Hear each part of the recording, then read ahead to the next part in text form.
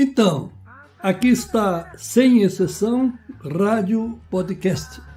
Criação, produção e apresentação do escritor José Carlos Laetano.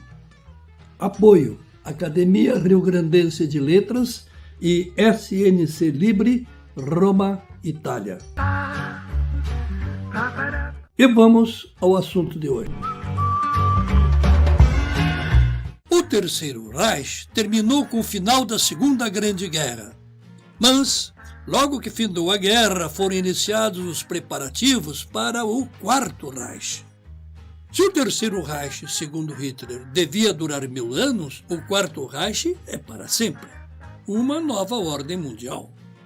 O Quarto Reich está sendo preparado e este é o assunto deste podcast.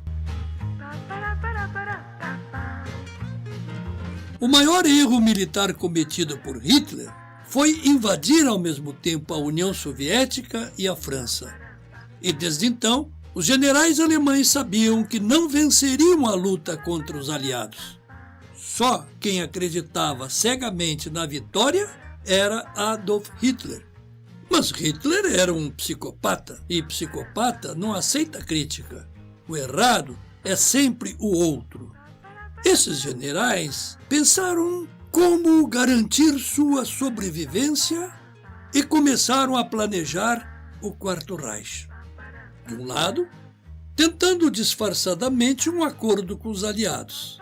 De outro lado, a formação do plano estratégico para evadir os principais líderes militares e cientistas. Assim que terminou a guerra, foi criada a organização denominada Stille Hilfe.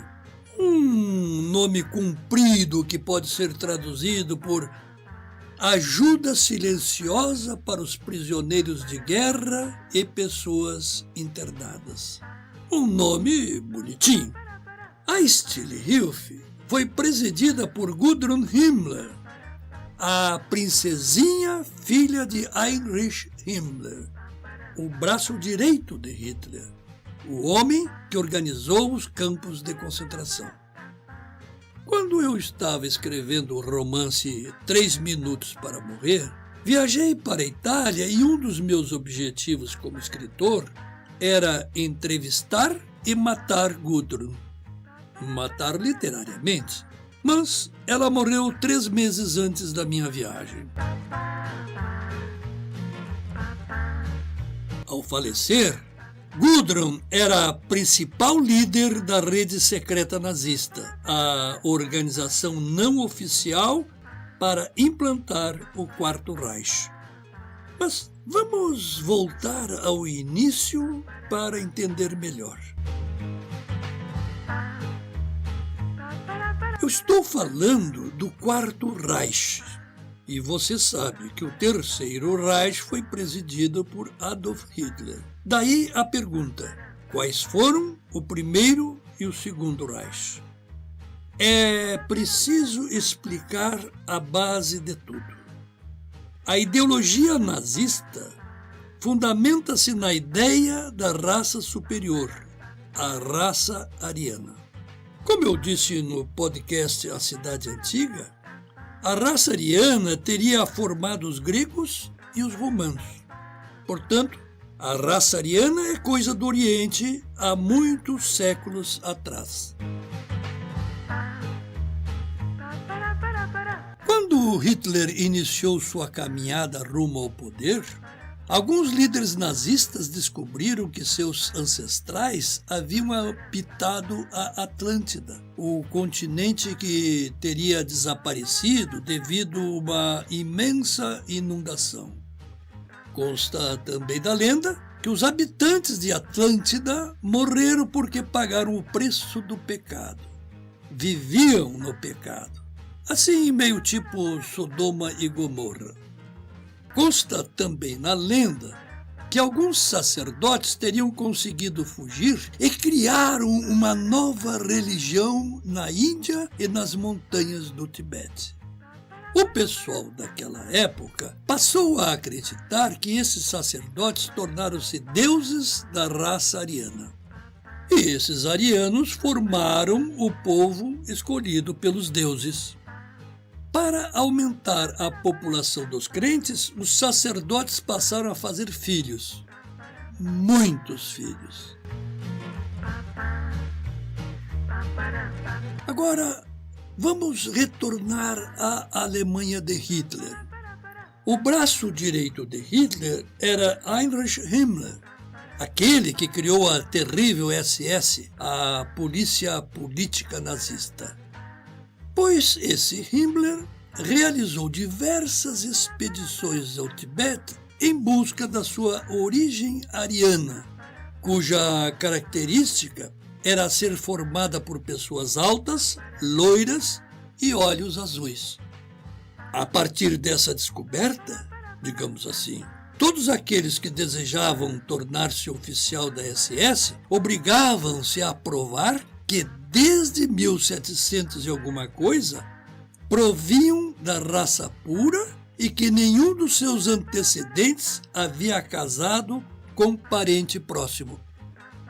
Esses cadetes, esses novos oficiais, eram orientados a produzir o maior número de filhos, mesmo que fossem solteiros, mesmo que fossem casados, mesmo que precisassem copular com muitas outras mulheres. E assim surgiu na Alemanha o programa Lebensborn, um centro de reprodução da raça ariana. E a partir daí, milhares de crianças passaram a ser propriedade do Estado. Hitler, no começo da sua vida política, era um sujeito sem importância. Filiou-se ao Partido dos Trabalhadores, e esse partido era de extrema-direita. E nesse partido acabou líder. Era o que dizemos hoje um animal político. No início do século XX, o partido trocou o nome para Partido Nacional Socialista dos Trabalhadores Alemães, ou mais popularmente, Partido Nazista. O discurso nazista afirma que as pessoas comuns, especialmente os judeus, ameaçam a pureza da raça ariana. Perguntavam: você é loiro? Se não for loiro, você está em perigo. Em 1920, Alfred Rolleseng, o intelectual que ensinou Hitler a ser político, criou a nova doutrina nazista, a religião do sangue, e escolheu como símbolo dessa doutrina a suástica. A suástica era conhecida por séculos em diferentes culturas. Na China, a suástica simbolizava a sorte. Em novembro de 1923, Hitler liderou um pequeno exército particular, denominado Tropa de Assalto, e tentou tomar o poder na Baviera austríaca. Como sabemos, acabou preso, mas ficou pouco tempo na prisão. Logo, o governo e os juízes criaram uma história qualquer e acreditaram que Hitler seria comportado dali por diante. E ele foi solto. 10 anos mais tarde, Hitler traiu a confiança do mandatário alemão e tornou-se o Führer, ou seja, o líder da nação. E logo fez o quê? Primeiro, vingou-se dos seus oponentes. Depois, determinou a doutrinação nas escolas. E nas escolas, os alunos passaram a chamá-lo de Salvador. No começo de cada turno escolar, as crianças cantavam: Adolf Hitler é o nosso salvador e herói. Hitler é o ser humano mais nobre do mundo.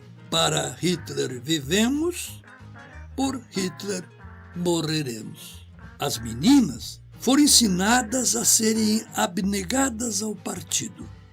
Deviam casar jovem, até com menos de 15 anos, porque seus corpos pertenciam à Alemanha. Os meninos, por sua vez, com 10 anos, ingressavam numa organização para crianças. Com 14 anos, entravam para a Organização da Juventude. Com 18 anos, filiavam-se ao Partido Nazista. E para entrar no Partido Nazista, faziam juramento exclamando: até a última gota de sangue. Em 1935, ora, veja você como tudo aconteceu rapidamente naquela Alemanha. Em 1935, os alemães doentes foram sacrificados e foi decretado o extermínio de quem não fosse ariano. Simples assim. Contudo, surgiu um problema. A tropa de assalto, a milícia que acompanhou Hitler na tentativa de golpe na Baviera, aquela milícia criada por Hitler, a milícia fiel a Hitler, tornou-se obstáculo político. Por quê? Acontece que a SS, a polícia política formada pela elite militar, esse pessoal era tão popular quanto a tropa de assalto e disputavam beleza entre si. Os militares da SS garantiram a Hitler total apoio, desde que a tropa de assalto fosse eliminada. Em apenas uma noite, a tropa de assalto foi liquidada e a SS passou a administrar os campos de concentração. Vamos retomar a questão da raça ariana. Os líderes alemães, que consideravam pertencer à raça pura por sua herança religiosa ancestral, tentaram encontrar o Santo Graal e o sangue sagrado. Como você sabe, o Santo Graal é uma expressão medieval que designa normalmente o cálice supostamente usado por Jesus Cristo na última ceia. José de Arimateia teria colhido o sangue de Jesus durante a crucificação e colocado esse sangue num cálice.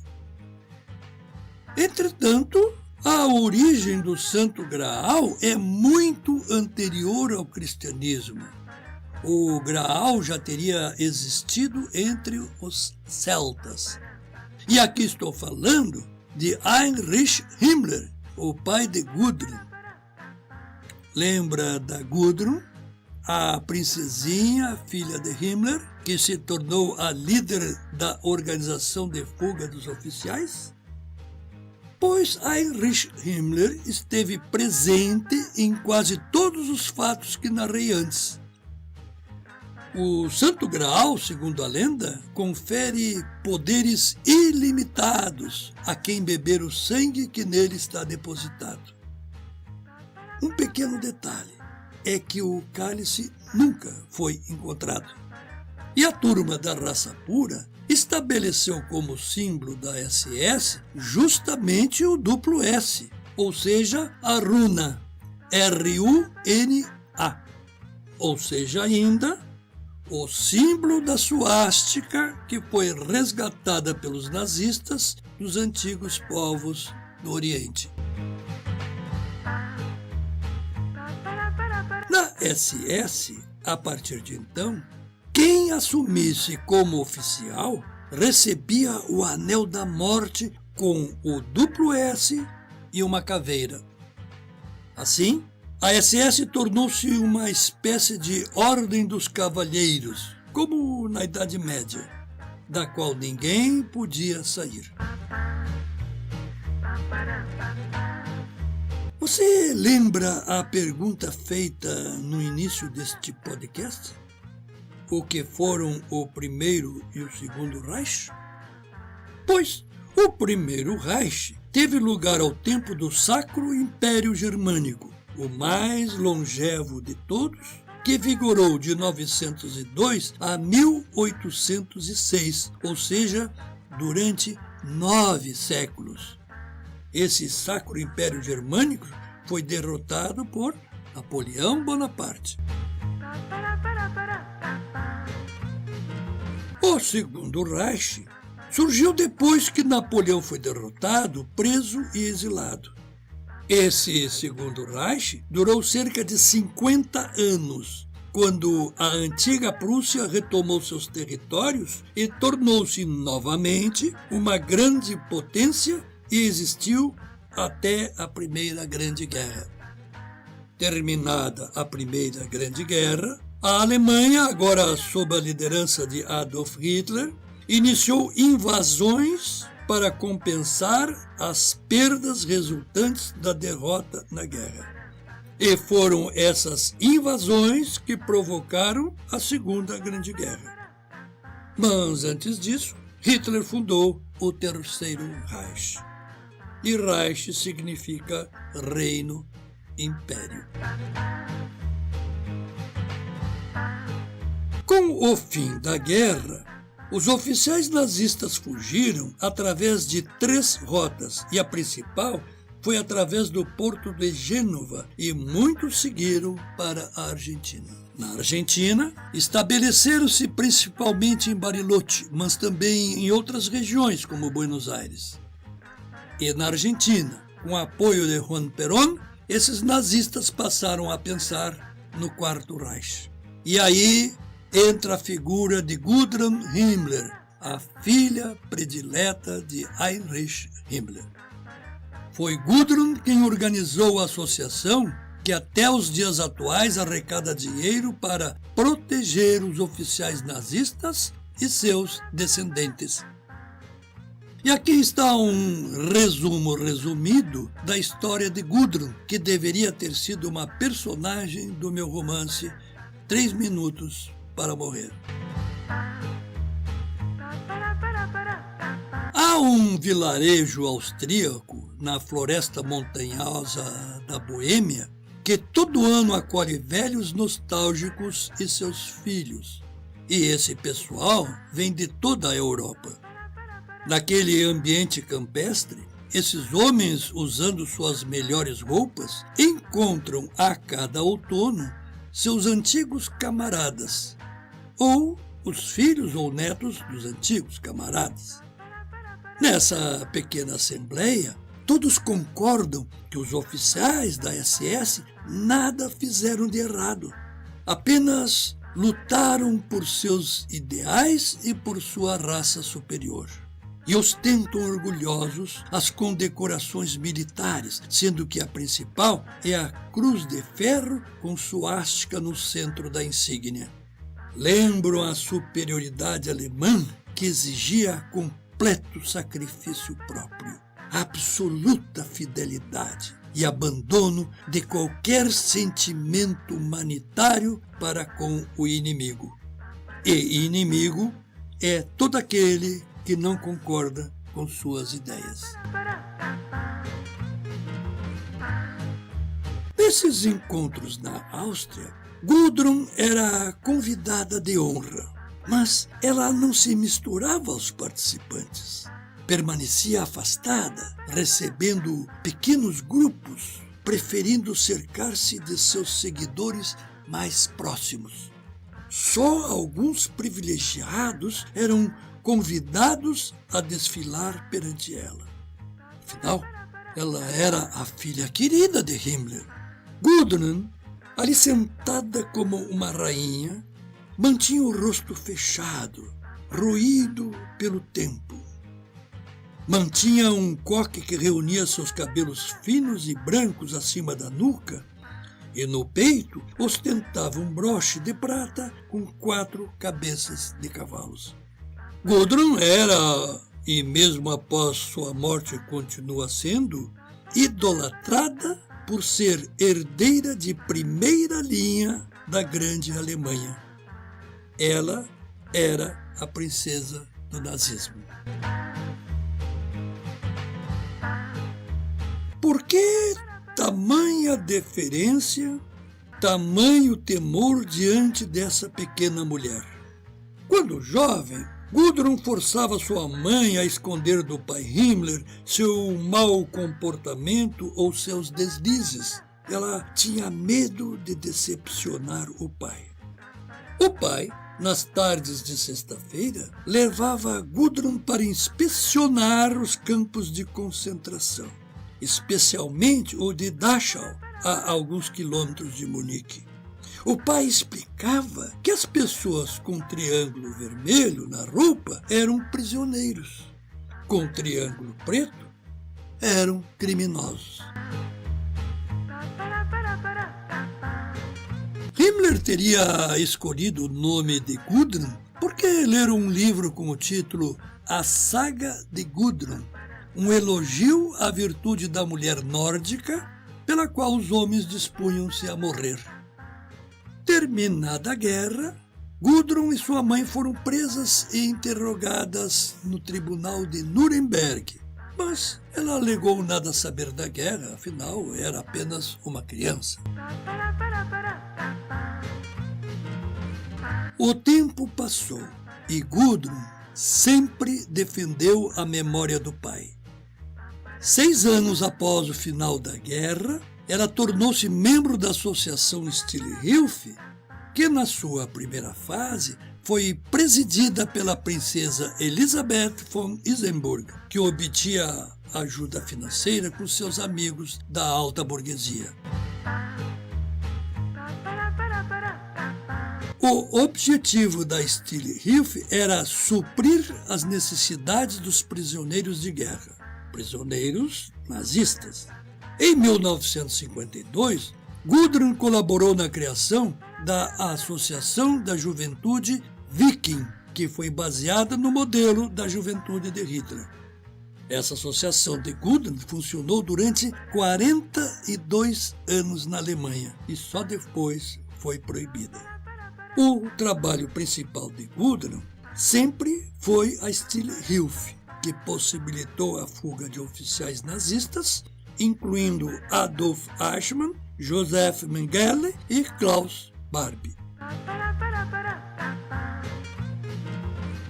Quando viajei para a Itália, mais precisamente para Milão, quando estava preparando o romance 3 Minutos para Morrer, eu pretendia visitar o cemitério Monumentale, porque nesse cemitério acontece o encontro anual de nazistas perante um determinado túmulo onde cantam e saúdam Hitler. Gudrun vivia em Mônaco, na Áustria, e comparecia às reuniões em vários países, especialmente no norte da Itália. Acontece que acima de Verona, uma extensa região pertencia à Áustria, e com a perda da Primeira Grande Guerra, essa área passou a pertencer à Itália. A cidade de Bolzano, por exemplo, na fronteira com a Áustria, é formada por austríacos e italianos. 2 são as línguas oficiais, a italiana e a alemã. Os nomes de ruas são escritos nos 2 idiomas. Os neonazistas e os austríacos querem que essa região retorne ao domínio austríaco. E ali e nas cidades vizinhas, o movimento neonazista é grande. Quando faleceu Gudrun, a revista alemã Bild noticiou que Gudrun também havia colaborado com o Serviço Federal de Inteligência na década de 60 para auxiliar na espionagem para a Alemanha Ocidental. E veja você que esse serviço de espionagem estava sob a direção de Richard Geller, ex-comandante militar de Hitler. Ora. Richard Geller foi justamente beneficiado pela Operação Paperclip. A Operação Paperclip foi um programa secreto dos Estados Unidos que levou para a América do Norte mais de 1.600 cientistas, engenheiros e técnicos nazistas entre os anos de 45 e 50. Especialmente homens que lidavam com mísseis e com conhecimento da bomba nuclear. Hoje, na Alemanha e na Itália, para não falar em outros países, o neonazismo é forte. E apresento notícias de 2018, como relataram jornais e revistas. A Casa Pound, que é um partido político, o Veneto Front, o Skinhead e outros movimentos formam a ultradireita violenta que, na opinião do então prefeito de Roma, é uma onda que está destruindo o Ocidente. A Casa Pound é partido político que não atua diretamente, mas organiza e incentiva os grupos neonazistas. O Skinhead é um movimento neonazista com jovens violentos, cabeça raspada, que invadem inclusive festas particulares e desfilam pelas ruas. Uma outra notícia disse que várias manifestações públicas desses grupos demonstram sua presença na vida italiana e até há pouco tempo eram considerados insignificantes. Na Itália é comum ter praias particulares, onde alugam cadeiras, guarda-sóis e casinhas para troca e guarda de roupa, pois no verão de 2018 surgiu um estabelecimento numa praia próxima a Veneza, decorada com bandeiras nazistas e cartazes alusivos a frases de Mussolini. A Casa Pound ocupa um prédio público no centro de Roma, a 2 quadras da estação ferroviária, e de onde desalojou os imigrantes ali colocados pelo governo. Tornou o casarão a sede do partido e trouxe várias famílias de companheiros para ali residir. Eu estive nesse casarão, com 2 pavimentos, 10 a 15 metros de frente. Custaram atender e não permitiram minha entrada. E negaram ali funcionasse o partido, afirmando que ele havia sido extinto por falta de votos. Ainda em 2018, quando eu estava na Itália, surgiu a notícia que neonazistas alemães utilizaram símbolos e saudações nazistas nos videogames, com suástica e tudo. E o principal jogo chamava-se Através dos Tempos, numa tradução livre.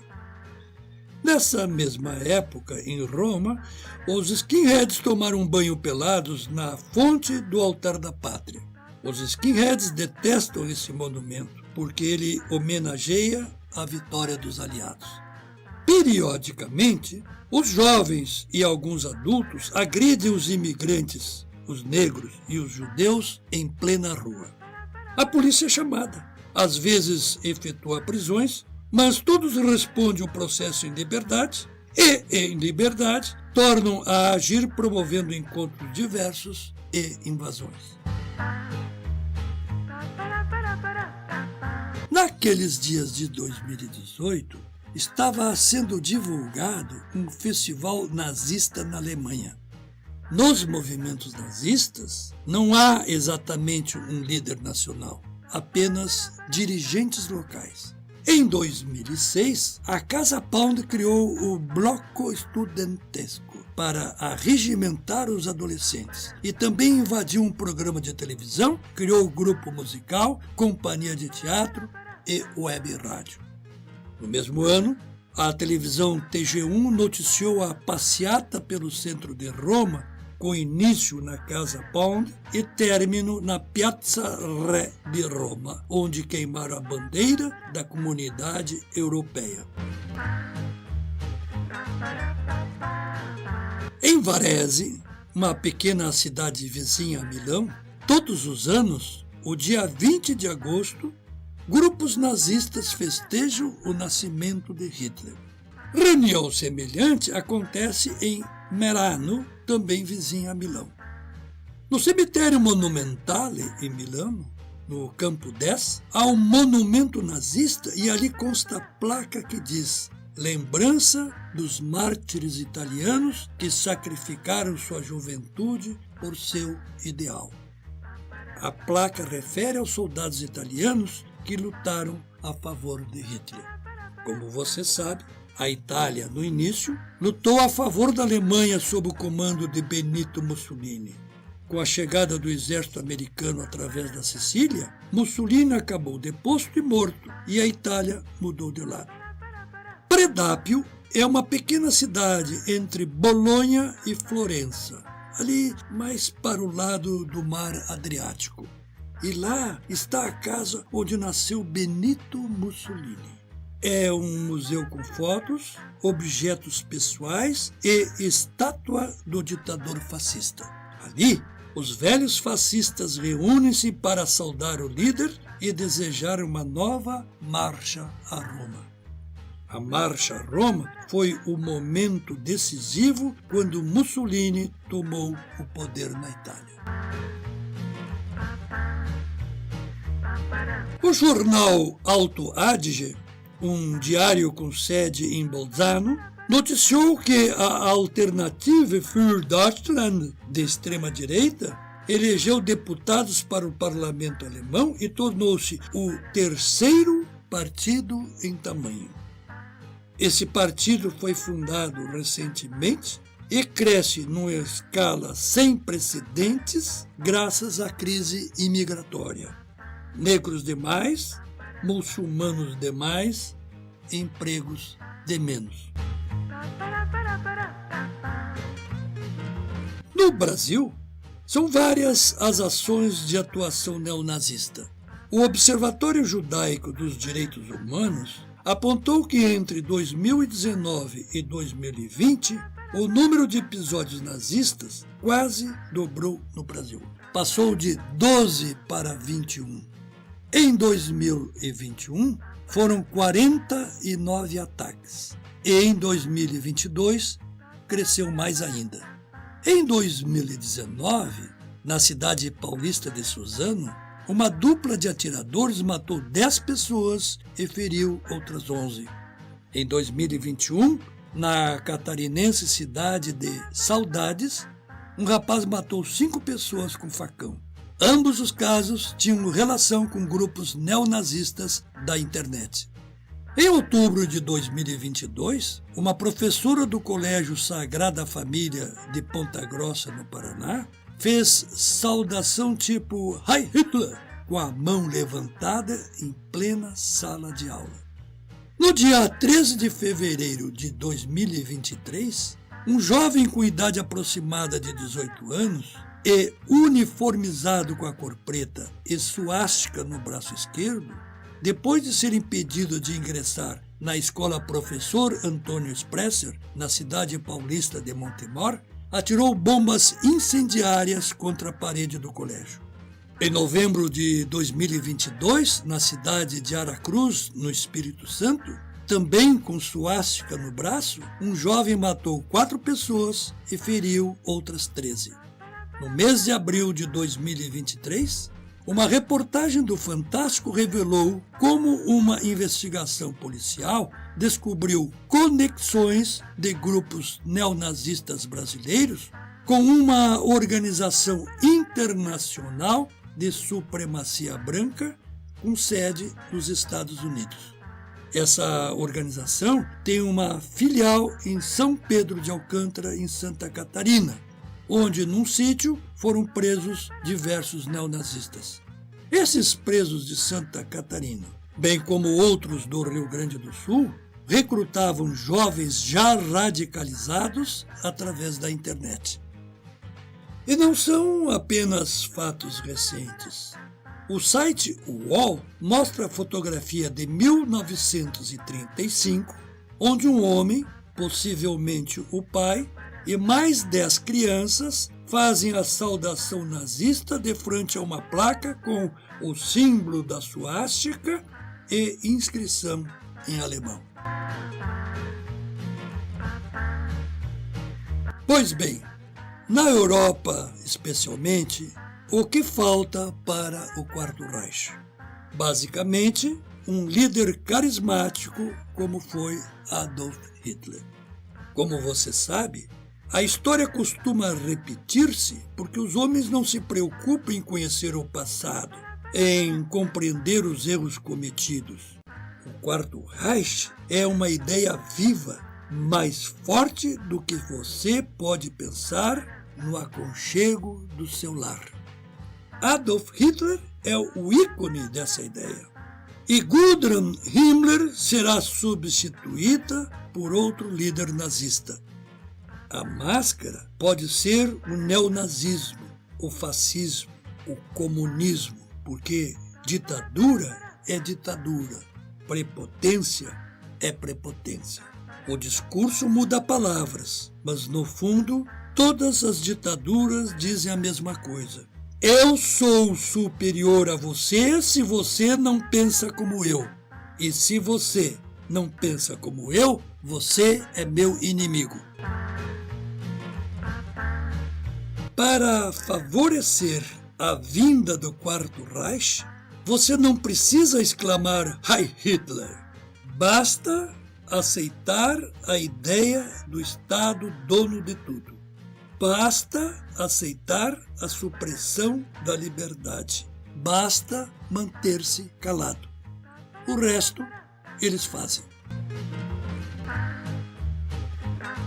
Este foi, Sem Exceção, Rádio Podcast. Criação, produção e apresentação do escritor José Carlos Laetano. Se você apreciou este podcast, colabore com este projeto divulgando aos seus amigos. Para conhecer minhas obras, basta acessar o site www.josecarloslaetano.com.br. E não esqueça, você é o que você pensa, e você pensa o que lê e ouve.